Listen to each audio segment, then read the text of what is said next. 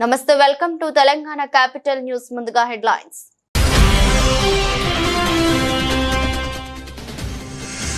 భారత్ పాకిస్తాన్ మధ్య ఉద్రిక్తత పరిస్థితులపై అమెరికా ఉపాధ్యక్షుడు ఆసక్తికర వ్యాఖ్యలు ఈ విషయంలో అమెరికా ఎట్టి పరిస్థితుల్లో జోక్యం చేసుకోదని స్పష్టీకరణ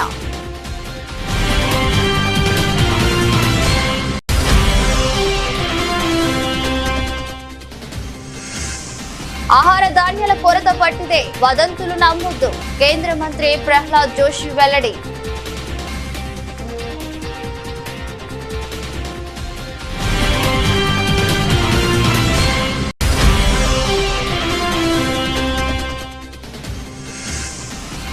మరోసారి మీడియా ముందుకు వచ్చిన వ్యోమికా సింగ్ సోఫియా ఖురేషి దాయాది చర్యలకు భారత్ బలమైన సమాధానం ఇచ్చిందన్న మహిళా సైనికాధికారులు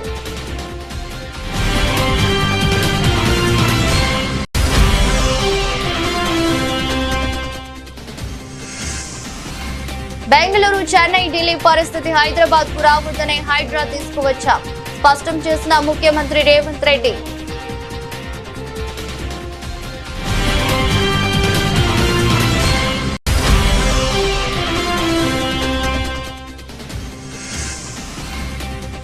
కీలక నిర్ణయాలు తీసుకున్న ఏపీ కేబినెట్ ఏపీ రాజధానికి అమరావతిని నిర్ధారిస్తూ తీర్మానం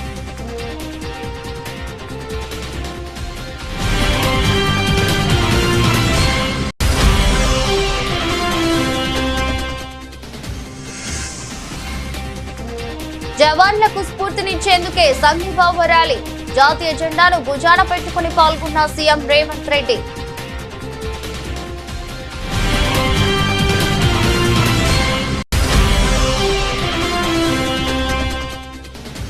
వైసీపీ కార్యకర్తలను వేధిస్తున్న పోలీస్ అధికారులను వదిలిపెట్టబోమన్న వైఎస్ జగన్ పోలీస్ అధికారుల పేర్లు రాసుకోవాలని పార్టీ శ్రేణులకు సూచన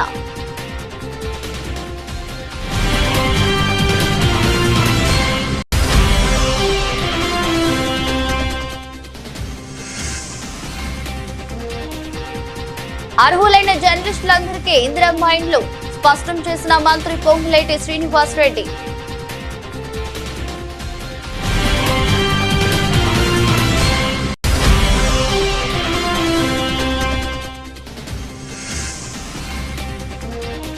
భారత్ పాక్ ఉద్రిక్తత భారీగా పతనమైన దేశీయ స్టాక్ మార్కెట్లు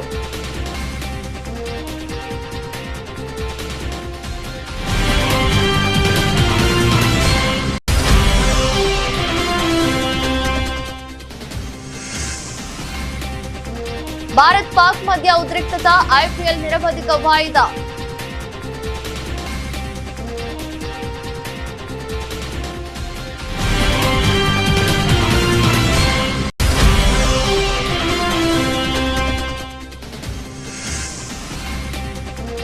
జగదేక వీరుడు అతిలోక సుందరి సీక్వెల్ ఇంటి చేసిన రామ్ చరణ్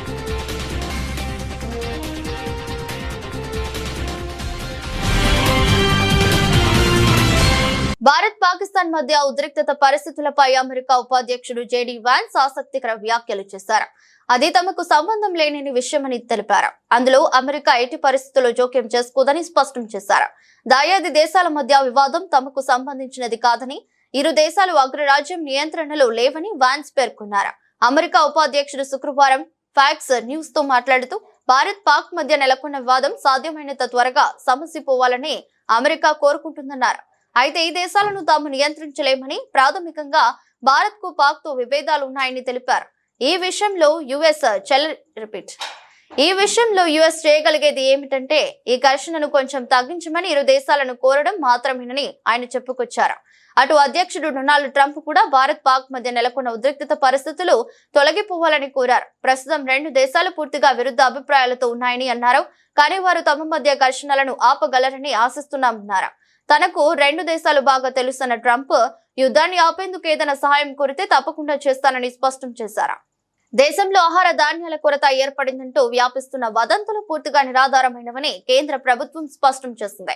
ప్రజలు ఆందోళన చెందనవసరం లేదని, మార్కెట్లలో అధికంగా కొనుగోలు చేయాల్సిన అవసరం లేదని కేంద్ర ఆహార ప్రజా పంపిణీ వినియోగదారుల వ్యవహారాల శాఖ మంత్రి ప్రహ్లాద్ జోషి తెలిపారు. గురువారం న్యూఢిల్లీలో మీడియాతో మాట్లాడిన మంత్రి, దేశంలోని పలు ప్రాంతాల్లో ఆహార పదార్థాలు, నిత్యావసర వస్తువుల కొరత ఉందంటూ కొందరు వ్యక్తులు ఉద్దేశపూర్వకంగా తప్పుడు సమాచారం వ్యాప్తి చేస్తున్నారని తెలిపారు. ప్రస్తుత పరిస్థితుల్లో ప్రజలను తప్పుదోవ పట్టించేందుకే కొందరు ఈ దుష్ప్రచారానికి పాల్పడుతున్నారని అన్నారు. దేశంలో ఆహార ధాన్యాలు, నిత్యావసర వస్తువులకు ఎలాంటి కొరత లేదు. వాస్తవానికి అవసరానికి మించి నిల్వలు అందుబాటులో ఉన్నాయి. పంజాబ్ లోనూ ఇలాంటి తప్పుడు వార్తలు వ్యాప్తి చెందుతున్నట్లు నా దృష్టికి వచ్చింది. ప్రజలు ఇలాంటి వదంతులను నమ్మవద్దని మంత్రి జోషి స్పష్టం చేశారు. దేశవ్యాప్తంగా ఆహార ధాన్యాలు, నిత్యావసరాల నిల్వలపై కేంద్ర ప్రభుత్వం సమీక్ష నిర్వహించిందని, ప్రతి చోట అవసరానికి మించి గణనీయంగా నిల్వలు ఉన్నట్లు నిర్ధారణ అయిందని ఆయన తెలిపారు. బియ్యం, గోధుమలు, శనగలు, కందిపప్పు, పెసలు వంటి అన్ని రకాల ధాన్యాలు, పప్పు ధాన్యాలు జాతీయ అవసరాలకు మించి అందుబాటులో ఉన్నాయని మంత్రి వివరించారు. ప్రజలు భయపడాల్సిన అవసరం లేదని, వదంతుల ఆధారంగా ఆందోళన చెంది మార్కెట్లకు పరుగులు తీసి అధికంగా ఖర్చు చేయవద్దని సూచించారు. పరిస్థితి పూర్తిగా అదుపులోనే ఉందని, సరఫరాలకు ఎలాంటి ఇబ్బంది లేదని మంత్రి భరోసా ఇచ్చారు. मुझे आज न्यूज आइटम मिला है पंजाब में, और इधर उधर से और कई इधर उधर से मैसेजेस आ रहा है कि food items, essential food items और अदर एसेंशियल आइटम्स का शॉर्टेज है। ऐसे कुछ अफवाह चलाने का कोशिश चल रहा है। मैं ये स्पष्ट रूप से कहना चाहता हूँ, जो भी हमारा नॉर्मल स्टॉक हमारे पास रहना चाहिए, उससे कई गुना ज़्यादा स्टॉक हमारे पास आज के दिन में, वो चावल हो, गेहूँ हो, दालें हो, ऐसे दाल में चना, तूर, मसूर, मूंग, ऐसे सभी सहित बहुत बड़ी मात्रा में हमारे पास आज के दिन में स्टॉक है। और इसी तरह और एसेंशियल आइटम का भी स्टॉक हमारा पास बहुत बड़ी मात्रा में है। मैं सिर्फ इतना निवेदन करना चाहता हूँ, कोई चिंता करने का ज़रूरत नहीं है। इस अफवाह का कोई अर्थ नहीं है। कुछ लोग ऐसे करने का कोशिश करने का संभावना है। सारे देश में हर जगह में हमारे स्टॉक बहुत बड़ी अच्छी मात्रा में, कई गुना हमारे जो रिक्वायरमेंट है उससे कई गुना ज़्यादा है। इसलिए कोई चिंतित होने का ज़रूरत नहीं है। कोई भी अर्जेंटली जाके खरीदने का भी ज़रूरत नहीं है। स्टॉक्स हमारे पास, जैसे मैंने पहले भी कहा, ज़बरदस्त है। इसीलिए मैं अपील करता हूँ, ऐसे कोई अफवाह का आप मन में न रखिए और दुकान को भागने का कोई ज़रूरत नहीं है। यही मेरा निवेदन है। సరిహద్దు గ్రామాల ప్రజలపై కాల్పులు జరిపి 16 మంది అమాయకులను పొట్టన పెట్టుకున్నందుకే ఇవాళ పాకిస్తాన్ పై దాడులు చేయాల్సి వచ్చిందని భారత వాయుసేన wing commander Vyomika Singh, colonel Sofiya Qureshi వెల్లడించారు. పహల్గామ్ ఉగ్ర దాడికి ప్రతీకారంగా పాక్ పీఓకేలోని ఉగ్ర స్థావరాలపై భారత్ ఆపరేషన్ సింధూర్ చేపట్టి విజయవంతం కాగా, ఈ సాహసోపేత ఆపరేషన్ కు ఆర్మీ కల్నల్ సోఫియా ఖురేషి, వాయుసేన వింగ్ కమాండర్ వ్యోమికా సింగ్ నేతృత్వం వహించారు. ఆపరేషన్ అనంతరం వారిద్దరూ మీడియా ముందుకు వచ్చి బ్రీఫింగ్ ఇచ్చారు. ఇవాళ పాక్ పై ఆపరేషన్ సింధు 2.0 అనంతరం వ్యోమికా సింగ్, సోఫియా ఖురేషి మరోసారి మీడియా ముందుకొచ్చారు. జమ్మూ కాశ్మీర్ లోని నియంత్రణ రేఖ వెంబడి పాకిస్తాన్ సైన్యం తన దుందుడుకు చర్యలను మరింత తీవ్రతరం చేసిందని, అకారణంగా జరుపుతున్న కాల్పుల కారణంగా 3 మహిళలు, 5 చిన్నారులతో సహా మొత్తం 16 మంది అమాయక భారతీయులు ప్రాణాలు కోల్పోయారని వెల్లడించారు. పాకిస్తాన్ దుశ్చర్యలకు భారత సైనిక దళాలు దిటుగా ప్రతిస్పందించాయని తెలిపారు. आज सुबह भारतीय सशस्त्र बलों ने पाकिस्तान के कई स्थानों पर वायु रक्षा रडार और प्रणालियों को निशाना बनाया। भारत की प्रतिक्रिया समान क्षेत्र में समान तीव्रता के साथ की गई। यह विश्वसनीय रूप से ज्ञात हुआ कि लाहौर में स्थित एक वायु रक्षा प्रणाली को निष्क्रिय कर दिया गया। Today morning, Indian Armed Forces targeted air defense radars and systems at a number of locations in Pakistan. Indian response has been in the same domain with the same intensity as Pakistan. It has been reliably learnt that an air defense system at Lahore has been neutralized. Pakistan ने नियंत्रण रेखा पर अकारण गोलीबारी की तीव्रता बढ़ा दी है, जिसमें कुपवाड़ा, बारामूला, उरी, पुंछ, मेंढर और राजौरी क्षेत्रों में मोर्टार और भारी तोपखाने का इस्तेमाल किया जा रहा है। Pakistan has increased the intensity of its unprovoked firing across the line of control using mortar and heavy caliber artillery in areas in Kupwara, Baramulla, Uri, Poonch, Mendhar and Rajouri sectors in Jammu and Kashmir. 16 innocent lives have been lost, including 3 women and 5 children due to the Pakistani firing. Here too, India was compelled to respond to bring mortar and artillery fire from Pakistan to a halt. Indian Armed Forces reiterate their commitment to non-escalation, provided it is respected by the Pakistan military. Hyderabad నగరం దేశంలోని ఇతర మహానగరాలు ఎదుర్కొంటున్న తీవ్ర సమస్యల బారిన పడకుండా చూడటమే తమ ప్రభుత్వ లక్ష్యమని ముఖ్యమంత్రి రేవంత్ రెడ్డి స్పష్టం చేశారు.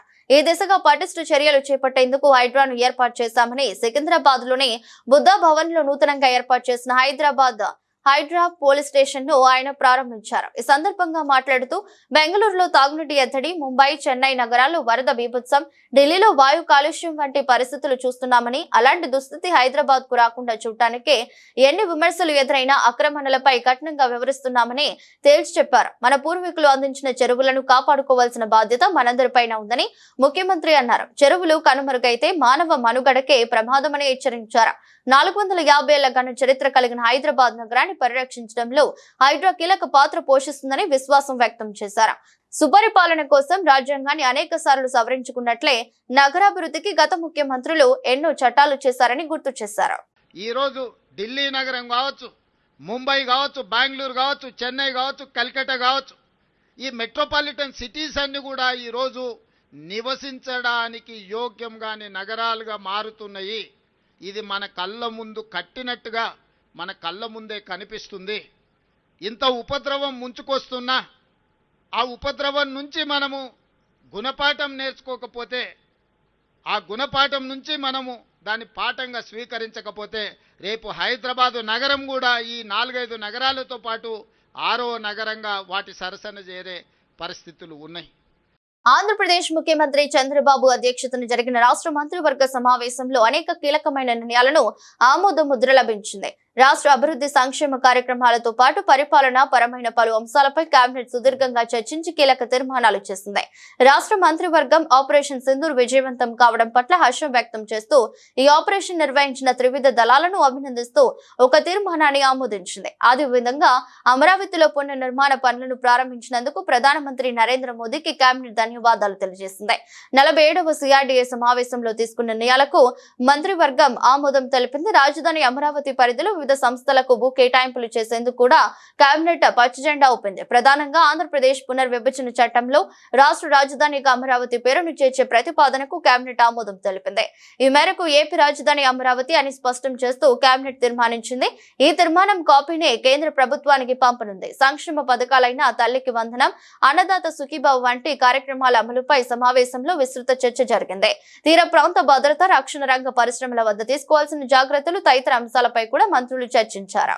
ఈరోజు సుదీర్ఘంగా రాష్ట్ర ముఖ్యమంత్రి శ్రీ నారా చంద్రబాబు నాయుడు గారి అధ్యక్షతన కేబినెట్ సమావేశం జరగడం జరిగింది. దాంట్లో ముఖ్యంగా ఈ గత 5 సంవత్సరాల్లో ఆంధ్రప్రదేశ్ రాజధాని ఏది అంటే చెప్పలేని ఒక దౌర్భాగ్య పరిస్థితిలో ఉన్న విషయం అందరికీ తెలిసిందే. వాళ్ళ ఇష్టం వచ్చినట్లు 3 రాజధానులు, రకరకాల పేర్లు పెట్టి ఏ రాజధాని కూడా నిజం చేయడానికి కనీస ప్రయత్నం చేయని పరిస్థితులను మనం చూసాం. తెలుగు ప్రజలందరూ కూడా, ఆంధ్రప్రదేశ్ ప్రజలందరూ కూడా మీ రాష్ట్ర రాజధాని ఏది అని ఇతర రాష్ట్రాలు గాని ఇతర దేశస్తులు గాని అడిగితే చెప్పుకోలేని దౌర్భాగ్య పరిస్థితి మనందరం కూడా చూసాం. భవిష్యత్తులో ఎప్పుడు కూడా ఇటువంటి పరిస్థితి తలెత్తకూడదనే ఉద్దేశంతో ఈ రాష్ట్ర రాజధానికి గర్వించదగ్గ రాజధానిని నిర్మించాలనే ఆలోచన ప్రీతం ముఖ్యమంత్రి గారు చేస్తున్న విషయం అందరికీ తెలిసిందే. ఒకసారి రాష్ట్ర విభజన చట్టం భారతదేశ సార్వభౌమత్యాన్ని దెబ్బతీయాలని చూస్తే సహించే ప్రసక్తి లేదని సీఎం రేవంత్ రెడ్డి చెప్పారు. ఉగ్రవాదాన్ని ప్రోత్సహించి దేశాన్ని దెబ్బ కొట్టాలని చూస్తే వారికి ఉగ్రమూకలకు నూకలు చెల్లినట్లేనని హెచ్చరించారు.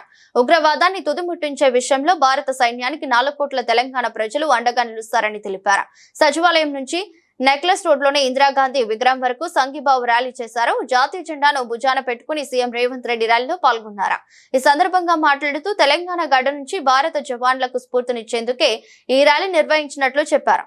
దేశ భద్రత విషయంలో రాజకీయాలకు అతీతంగా ప్రజలంతా ఏకమవుతారని చెప్పారు. దేశ ప్రజలు శాంతిగా మూకలున్నారు. మా ఆడబిడ్డల నుదుటి సింధూరం తుడిచాలనుకునే వారికి ఆపరేషన్ సింధూర్తో సమాధానం చెబుతామని హెచ్చరించారు.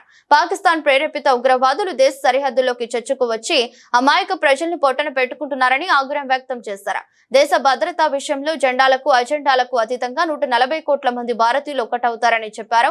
పాక్ పాలకులు ఉగ్రవాదులు సహా ఉగ్రవాదాన్ని ప్రోత్సహించి దాడులు చేయాలనుకునే వారెవరికైనా ఒకటే హెచ్చరిక చేస్తున్నా, మా దేశం వైపు కన్నెత్తి చూస్తే ఎవరిని వదలం. ఈ భూమి మీద మీకు నూకలు చెల్లినట్లే, బతికే అర్హత కోల్పోయినట్లే అని రేవంత్ హెచ్చరించారు. మా దేశ సార్వభౌమ అధికారం వైపు కన్నెత్తి చూసినా ఈ భూమి మీద మీకు నూకలు చెల్లినట్టే, ఈ భూమి మీద మీరు నివసించడానికి మీరు అర్హత కోల్పోయినట్టే అని చెప్పి నేను ఈ వేదిక మీద నుంచి హెచ్చరిక జారీ చెయ్యదలుచుకున్నా. ఎన్నికలు వచ్చినప్పుడు రాజకీయాలు ఉండొచ్చు, ఎన్నికల సందర్భంగా భిన్న సిద్ధాంతాలు ఉండొచ్చు. మా నాయకుడు మల్లికార్జున్ ఖర్గే గారు, ప్రధాన ప్రతిపక్ష నాయకుడు రాహుల్ గాంధీ గారు ఈ దేశ ప్రధానమంత్రిని కలిసి సంపూర్ణంగా మేము అండగా నిలబడతాం, ఉగ్రవాదుల యొక్క పీచ మణిచివేయండి అని చెప్పి మద్దతు ఇచ్చిండ్రు. ఇది భారతీయుల యొక్క స్ఫూర్తి. రాజకీయాలకు అతీతంగా, పార్టీలు జెండాలు ఎజెండాలకు అతీతంగా 140 కోట్ల భారతీయులు అందరము ఒక్కటే.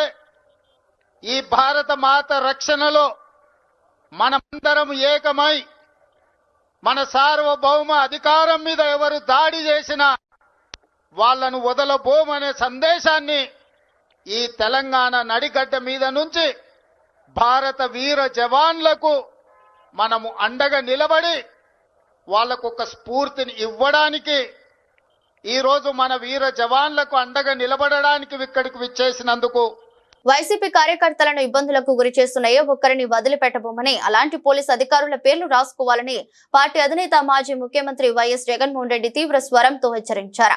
పార్టీ కార్యకర్తలకు అండగా నిలుస్తానని, జగన్ 2.0లో వారికి అత్యంత ప్రాధాన్యత కల్పిస్తానని ఆయన భరోసా ఇచ్చారు. వైసీపీ కేంద్ర కార్యాలయంలో అన్నమయ్య జిల్లా రాజంపేట మున్సిపాలిటీ, చిత్తూరు జిల్లా కుప్పం నియోజకవర్గం, రామకుప్పం మండలం, శ్రీ సత్యసాయి జిల్లా మడకసిర మున్సిపాలిటీ, పెనుగొండ నియోజకవర్గం, రొద్దం మండలానికి చెందిన ఎంపీపీలు, వైస్ ఎంపీపీలు, మున్సిపల్ చైర్పర్సన్లు, వైస్ చైర్పర్సన్లు, కౌన్సిలర్లు, ఎంపీటీసీలతో పాటు ఆయా జిల్లాల ముఖ్య నేతలతో జగన్ ప్రత్యేకంగా సమావేశమయ్యారు. ఈ సందర్భంగా జగన్ మాట్లాడుతూ, కేవలం వైసీపీని ప్రేమించినందుకు, అభిమానించినందుకు కార్యకర్తలు అనేక బాధలు పడుతున్నారని, వారి ఆవేదనను తాను చూస్తున్నానని అన్నారు. మీ బాధలు చూస్తున్నాను, హామీ ఇస్తున్నాను, ఎవరిని వదలం. ఎక్కడున్నా సరే కార్యకర్తలను ఇబ్బంది పెడుతున్నా పోలీసు అధికారుల పేర్లు రాసుకోండి. అధికారంలోకి వచ్చాక వారిని చట్టం ముందు నిలబెడతామని జగన్ స్పష్టం చేశారు. సంవత్సరం కళ్ళు మూసుకుంటూ అయిపోయింది. చూస్తా సంవత్సరం అయిపోయింది. మీ అందరికీ గుర్తుండే ఉంటుంది, మన 5 సంవత్సరాలు 2019 నుంచి 24 కళ్ళు మూసుకొని కళ్ళు తెరిచేసరికి ఎట్ట అయిపోయిందా? ఈ సంవత్సరం కూడా కళ్ళు మూసుకొని కళ్ళు తెరిచేసరికి ఎట్ట అయిపోయిందా? ఇంకా కళ్ళు మూసుకొని కళ్ళు తెరిచేసరికి మరో 3 ఏళ్ళు కూడా అదే మాదిరిగానే అయిపోతుంది. ఈ 3 ఏళ్ళు మాత్రం ఎట్టునో గట్టిగా ఈ చంద్రబాబు నాయుడు గారి ప్రభుత్వం పోయేదానికోసం శాయశక్తుల అందరం కష్టపడదాం, ప్రతి అడుగు ముందుకేద్దాం. 3 ఏళ్ళు, దీని తర్వాత వచ్చేది మళ్ళీ మన ప్రభుత్వమే. ఆ తర్వాత చంద్రబాబు నాయుడు గారికి, తెలుగుదేశం పార్టీకి సినిమా ఎట్ట చూపించాలో మనం చూపిస్తాం. ఎవడెవడైతే అధికారి, ఎవడెవడైతే వైఎస్ఆర్సీపీ కార్యకర్తను ఎవడెవడైతే ఇబ్బంది పెట్టాడో వాళ్ళందరినీ కూడా చూస్తూ ఊరుకోము. చట్టం మీద దోషులుగా నిలబెడతాము. ఒకవేళ వాళ్ళు రిటైర్ అయిపోయి వెళ్ళిపోయినా, లేకపోతే వాళ్ళు దేశం విడిచిపెట్టిపోయినా కూడా ఎవరిని వదిలిపెట్టం. 7 సముద్రాల అవతలున్నా కూడా అందరినీ కూడా పిలిపించే కార్యక్రమం చేస్తాం. పిలిపించిన తర్వాత సినిమా మామూలుగా ఉండదు. సినిమా మాత్రం అదో లెవెల్లో ఉంటుంది. సినిమా మాత్రం అర్హులైన జర్నలిస్టులందరికీ ఇందిరమ్మ ఇండ్లు మంజూరు చేస్తామని రాష్ట్ర రెవెన్యూ, హౌసింగ్, సమాచార, పౌర సంబంధాల శాఖ మంత్రి పొంగులేటి శ్రీనివాస్ రెడ్డి ప్రకటించారు. గ్రామీణ ప్రాంతాల్లో నిరుపేదలైన జర్నలిస్టులకు అలాగే వృత్తి నిర్వహణలు చనిపోయిన జర్నలిస్టుల కుటుంబాలకు అత్యంత ప్రాధాన్యతనిస్తామని తెలిపారు. వృత్తి నిర్వహణలో చనిపోయిన జర్నలిస్టుల కుటుంబాలకు నెలసరి పెన్షన్, తీవ్ర అనారోగ్యం, ప్రమాదాలకు గురై వృత్తి నిర్వహించలేక స్థితిలో ఉన్న జర్నలిస్టులకు శుక్రవారం నాడు నాంపల్లిలోని ప్రెస్ అకాడమీ కార్యాలయంలో చెక్కులు అందజేశారు. ఈ సందర్భంగా మాట్లాడుతూ మండల నియోజకవర్గ స్థాయిలో పనిచేస్తున్న జర్నలిస్టులను ఆదుకోవడానికి ప్రత్యేక కార్యాచరణ రూపొందిస్తామని తెలిపారు. మంచిని మంచిగా, నిజాన్ని నిర్భయంగా సమాజానికి తెలియజేసే దాంట్లో ఎంతో మంది జర్నలిస్టులు ఆణిముత్యాలుగా పనిచేస్తున్నారని ప్రశంసించారు. జర్నలిస్టు వృత్తిని నమ్ముకుని తన జీవితం మొత్తం ఆ వృత్తికి అంకితమైన వాళ్ళు ఎంతో మంది ఉన్నారని అన్నారు. ఆనాటి ప్రభుత్వం అసంపూర్తిగా వదిలేసిన ప్రెస్ అకాడమీ భవనాన్ని చిన్న చిన్న మరమ్మతులు పూర్తి చేసుకుని ఈ నెల చివరిలోగా ప్రారంభిస్తామని తెలిపారు. నాకు తెలిసి ఈ ప్రభుత్వం వచ్చిన తర్వాత ఇందాక పెద్దలు శ్రీనివాస్ రెడ్డి గారు చెప్పినట్లు గతంలో ఒకసారి రవీంద్ర భారతిలో చేసుకున్నాం. ఈరోజు రెండవసారి చనిపోయిన జర్నలిస్టులు 38 మంది కుటుంబాలకు, అదే రకంగా వివిధ కారణాల చేత యాక్సిడెంట్లో వికలాంగులైన ఇంకా 8 మంది వారికి ₹1,00,000 చొప్పున ఈ నిధి నుంచి వచ్చే వడ్డీ ద్వారా వచ్చే సొమ్ము నుంచి వీళ్ళకి ఇస్తూ, చనిపోయిన కుటుంబంలో పిల్లలు ఎవరైతే చదువుకుంటున్నారో 5 సంవత్సరాలకు, ఇందాక శ్రీనివాస్ రెడ్డి గారు చెప్పినట్లు 5 సంవత్సరాల వరకు వారికి కూడా స్టైఫండ్ లాగా ప్రతి సంవత్సరం ఒక కిడ్ అయితే 3,000, రెండో కిడ్ ఉంటే ఇంకొక 2,000 యాడ్ చేసి ఇచ్చే ఒక మంచి సాంప్రదాయం. అంటే ఈ డబ్బుతోనే ఆ కుటుంబం పూర్తిగా సెటిల్ అవుతుంది అని నేనైతే అనను, కానీ వేడి నీళ్ళకు చన్నీళ్ళు అన్నట్లు వాళ్ళకి కూడా అయ్యో ఇప్పటిదాకా ఈ వృత్తిలో పనిచేసిన నా భర్తో నా కుటుంబ సభ్యులు అకస్మాత్తుగా మమ్మల్ని వదిలేసిపోతే ఈ వ్యవస్థే మమ్మల్ని మర్చిపోయింది అనుకోకుండా ఉండే విధంగా మేము మీకు అండగా ఉన్నాం, భరోసాగా ఉన్నాం, డబ్బే కాదు అన్ని రకాలుగా మీ వెన్నుదండుల్లో ఉంటామని చెప్పే ఒక సంఘీభావం చెప్పే ఒక మంచి సాంప్రదాయం. భారత్ పాకిస్తాన్ మధ్య ఉద్రిక్తతలు తీవ్ర రూపం దాల్చడంతో శుక్రవారం ఉదయం భారత్ స్టాక్ మార్కెట్లు భారీ అమ్మకాలు ఒత్తిడికి లోనయ్యాయి. ఫలితంగా కీలక సూచీలు కుప్పకూలాయి. బాంబే స్టాక్ ఎక్స్చేంజ్ సెన్సెక్స్ 800 పాయింట్లకు పైగా పతనమవ్వగా, నేషనల్ స్టాక్ ఎక్స్చేంజ్ నిఫ్టీ 50 సూచీ కీలకమైన 200 రోజుల ఎక్స్పోనెన్షియల్ మూవింగ్ యావరేజ్ మద్దతు స్థాయి అయిన 24,050 పాయింట్ల దిగువకు చేరింది. నిఫ్టీ 50 సూచీ నేటి ఉదయం 23,935 పాయింట్ల వద్ద నష్టాలతో ప్రారంభమైంది. ఆరంభంలో కొంత విలువ ఆధారిత కొనుగోలు జరగడంతో 24,000 పాయింట్ల స్థాయికి చేరువగా వచ్చినప్పటికీ కీలకమైన 200 నుండి డిఈఎంఏ మద్దతు స్థాయి అయిన 24,050 పాయింట్ల దిగువనే ట్రేడ్ అవుతుంది. మరోవైపు బీఎస్సీ సెన్సెక్స్ 78,968 పాయింట్ల వద్ద నష్టాలతో ట్రేడింగ్ ఆరంభించి ఇంట్రాడేలో మరింత కనిష్ట స్థాయిని తాకింది. అనంతరం 30 షేర్ల ఈ సూచీ కొంతమేర కోలుకుని 79,000 పాయింట్ల స్థాయిని తిరిగి అందుకుంది. అయినప్పటికీ గత ముగింపుతో పోలిస్తే 800 పాయింట్లకు పైగా నష్టపోయి సుమారు 79,925 పాయింట్ల వద్ద కొనసాగుతుంది. ప్రధాన బ్యాంకింగ్ షేర్లతో కూడా అమ్మకాలు వెలువెత్తాయి. బ్యాంక్ నిఫ్టీ సూచీ నేడు 53,595 పాయింట్ల వద్ద నష్టాలతో ప్రారంభమై ట్రేడింగ్ మొదలైన కొద్ది నిమిషాల్లోనే 53,525.50 పాయింట్ల కనిష్ట స్థాయికి పడిపోయింది. స్టాక్ మార్కెట్ నిపుణుల అభిప్రాయం ప్రకారం భారత స్టాక్ మార్కెట్లలో ఈ భారీ పతనానికి ప్రధానంగా 5 కారణాలున్నాయి. భారత్ పాకిస్తాన్ మధ్య వివాదం ఊహించని దానికంటే తీవ్ర స్థాయికి చేరడం మొదటిది కాగా, బలహీనమైన అంతర్జాతీయ సంకేతాలు, అమెరికా డాలర్ విలువ పెరగటం, ముడి చమురు ధరలలో విలువ ఆధారిత కొనుగోల కారణంగా ధరలు పెరగటం, భారత అమెరికా వాణిజ్య ఒప్పందం చర్చలలో స్పష్టమైన ఫలితం వెలువడకపోవడం వంటివి ఇతర కారణాలుగా వారు విశ్లేషిస్తున్నారు. భారత్ పాకిస్తాన్ మధ్య ఉద్రిక్తత పరిస్థితులు నెలకొన్న నేపథ్యంలో బీసీసీఐ కీలక నిర్ణయం తీసుకున్నది. ఇండియన్ ప్రీమియర్ లీగ్ ను నిరవధికంగా వాయిదా వేసింది. ధర్మశాలలో గురువారం పంజాబ్, ఢిల్లీ మధ్య జరిగిన మ్యాచ్ అర్ధతారంగా నిలిచిపోయిన విషయం తెలిసిందే. జమ్మూ కాశ్మీర్ పఠాన్ కోట్ లో పాకిస్తాన్ డ్రోన్ వైమానిక దాడుల నేపథ్యంలో బ్లాక్అవుట్ కారణంగా మ్యాచ్ కు అంతరాయం ఏర్పడింది. ఆ తర్వాత మ్యాచ్ ను కొనసాగించలేమన్న బీసీసీఐ మ్యాచ్ ను అర్ధాంతరంగా రద్దు చేసింది. ఫ్లడ్ లైట్ లోపం కారణంగా మ్యాచ్ నిలిచిపోయింది. ప్రేక్షకులు ఆటగాళ్లను మైదానం బయటకు తీసుకువచ్చింది. సాంకేతిక లోపం కారణంగా మ్యాచ్ రద్దు చేసినట్లు బీసీసీఐ పేర్కొంది. ధర్మశాల నుంచి క్రికెటర్లతో పాటు సిబ్బంది, బ్రాడ్కాస్టింగ్ సిబ్బందిని తరలించేందుకు బీసీసీఐ ప్రత్యేకంగా రైళ్లను పంపింది. ఇదిలా ఉండగా సరిహద్దులో ఉద్రిక్తతలు నెలకొన్న నేపథ్యంలో ప్రస్తుతం ఐపీఎల్ నిర్వహించడం ఏమాత్రం మంచిది కాదని బీసీసీఐ అధికారి ఒకరు తెలిపారు. ఈ క్రమంలోనే లీగ్ ను నిరవధికంగా వాయిదా వేసినట్లు ఆ అధికారి జాతీయ మీడియాకు వెలువరించారు. ఇదిలా ఉండగా ఐపీఎల్ లో గురువారం నాటికి 58 మ్యాచ్లు జరిగాయి. శుక్రవారం Lucknow super joints, Bengaluru royal Challengers మధ్య మ్యాచ్ జరగాల్సి ఉంది. ఫైనల్ తో సహా మొత్తం 74 మ్యాచ్లు జరగాల్సింది.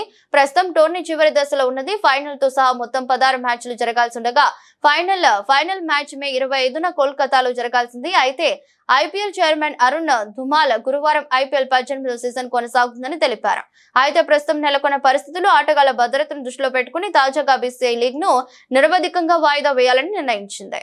మెగాస్టార్ చిరంజీవి అందాల తార శ్రీదేవి జంటగా దర్శకేంద్రులు కె రాఘవేంద్రరావు తెరకెక్కించిన classic movie Jagadeka Veerudu Athiloka Sundari. Vyjayanthi movies banner మీద అశ్వనీ దత్ నిర్మించిన ఈ చిత్రం నేటితో 35 ఏళ్లు పూర్తి చేసుకుంది. ఈ క్రమంలో జగదేక వీరుడు అతిలోక సుందరి రిలీజ్ చేస్తున్నారు. 2D, 3D ఈ మూవీ థియేటర్స్ లో సందడి చేయనుంది. అయితే ఈ మూవీకి ప్రచారాలు బాగానే చేశారు. చిరంజీవి, అశ్వనీ దత్, కె రాఘవేంద్రరావు నాటి విషయాలను పంచుకున్నారు. ఇవి సినీ ప్రియులకి మంచి మజాని అందించాయి. ఈ రిలీజ్ లో శ్రీదేవి గారిని చాలా మిస్ అవుతున్నాం. ఈ రిలీజ్ ఆమెకు అంకితమని చిరంజీవి అన్నారు. ఎంతో శక్తి ఉన్న రింగుని చేప మింగిన తర్వాత ఏం జరిగింది అనే పాయింట్ ను అప్పుడే ఎండ్ కార్డులో వేసి ఉంటే సీక్వెల్ ఎప్పుడో వచ్చేదే. ఈ సినిమాకి ఇప్పుడు సీక్వెల్ తీస్తే అందులో రామ్ చరణ్, జాన్వీ కపూర్ నటించాలని ఉంది. ఇక ఆ మూవీని రాఘవేంద్రరావు గారి పర్యవేక్షణలో నాగ్ అశ్విన్ తీస్తే న్యాయం జరుగుతుందని అనుకుంటున్నానని చిరంజీవి అన్నారు. అశ్విని దత్ గారి పిల్లలు ఎలాగూ ఈ సీక్వెల్ ను నిర్మిస్తారో ఇప్పటి తరం ఆ మూవీని థియేటర్ లో ఎక్స్పీరియన్స్ చేసి ఉండరు. ఇప్పటి తరం ఈ రిలీజ్ ను ఎంజాయ్ చేయండి అని చిరు చెప్పుకొచ్చారు. ఇక రామ్ చరణ్ మాట్లాడుతూ, మా తరానికి అసలు సిసలు సోషియో ఫ్యాంటసీ అంటే ఈ సినిమానే. నాకు ఆ ఆంజనేయుడిని మీద ఏ వయసులో ఎలా భక్తి మొదలైందో అంత ఖచ్చితంగా చెప్పలేను, కానీ ఈ చిత్రంలో జై చిరంజీవి అనే పాటను చూసిన తర్వాత నాకు భక్తి మొదలైందన్నట్టుగా గుర్తుంది. ఇది డ్రీమ్ టీమ్ అని మా తరం అంతా నమ్ముతుంది. లెజెండ్స్ అంతా కలిసి ఈ చిత్రం కోసం పనిచేశారు. చిరంజీవి గారు, శ్రీదేవి గారు, రాఘవేంద్రరావు గారు, అశ్విని దత్, ఇళయరాజా, ఎండమూరి, పరుచూరి, విన్సెంట్ ఇలా అందరూ లెజెండ్స్ కలిసి పనిచేశారు. మళ్ళీ ఈ టీం అంతా కలిసి పనిచేయలేదు కాబట్టి డ్రీమ్ టీమ్ అంటున్నా. అయితే చిత్రంలో చివర్లో చూపించినట్టుగా ఆ రింగు ఏమైంది, ఆ చేప ఎక్కడుంది అనే విషయాలకు నాగ్ అశ్విన్ సమాధానం చెప్పాలి. ఇది రిక్వెస్ట్ కాదు, ఇది మా డిమాండ్ అని అన్నారు రామ్ చరణ్. ఈ హంగామా చూస్తుంటే సీక్వెల్ త్వరలో సెట్స్ పైకి వెళ్ళనా ఆశ్చర్యపోనక్కర్లేదు. వార్తలు ముగించే ముందు మరోసారి హెడ్లైన్స్.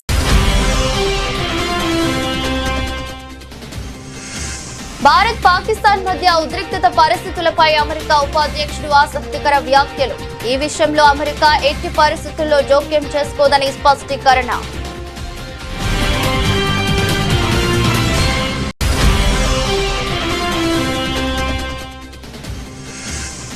ఆహార ధాన్యాల కొరత పట్టిదే, వదంతులు నమ్మొద్దు. కేంద్ర మంత్రి ప్రహ్లాద్ జోషి వెల్లడి.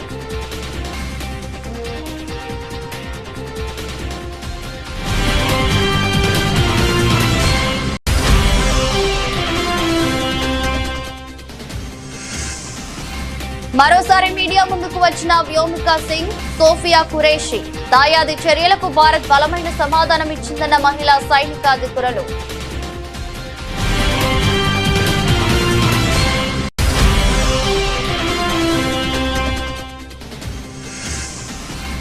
బెంగళూరు, చెన్నై, ఢిల్లీ పరిస్థితి హైదరాబాద్ కు రావద్దనే హైడ్రా తీసుకువచ్చాం, స్పష్టం చేసిన ముఖ్యమంత్రి రేవంత్ రెడ్డి.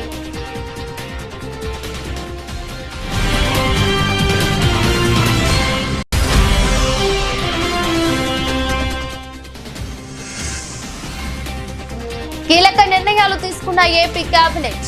ఏపీ రాజధానిగా అమరావతిని నిర్ధారిస్తూ తీర్మానం.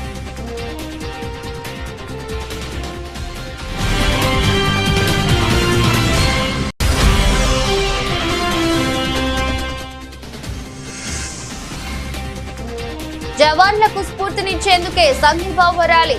జాతీయ జెండాను భుజాన పెట్టుకుని పాల్గొన్న సీఎం రేవంత్ రెడ్డి.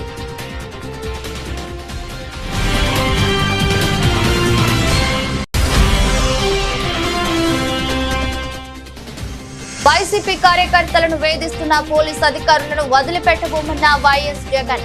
పోలీస్ అధికారుల పేర్లు రాసుకోవాలని పార్టీ శ్రేణులకు సూచన.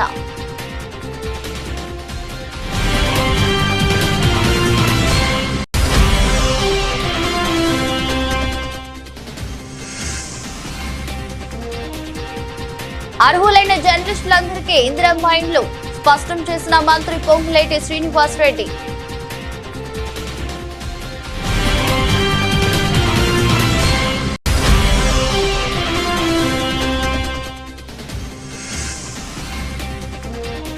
భారత్ పాక్ ఉద్రిక్తత భారీగా పతనమైన దేశీయ స్టాక్ మార్కెట్లు.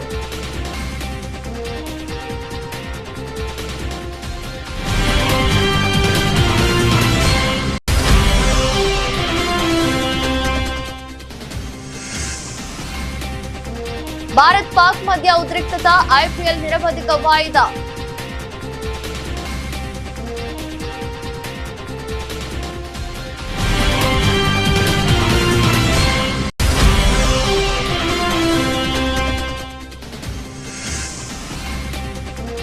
జగదేక వీరుడు అతిలోక సుందరి సీక్వెల్ ఇంటి చేసిన రామ్ చరణ్.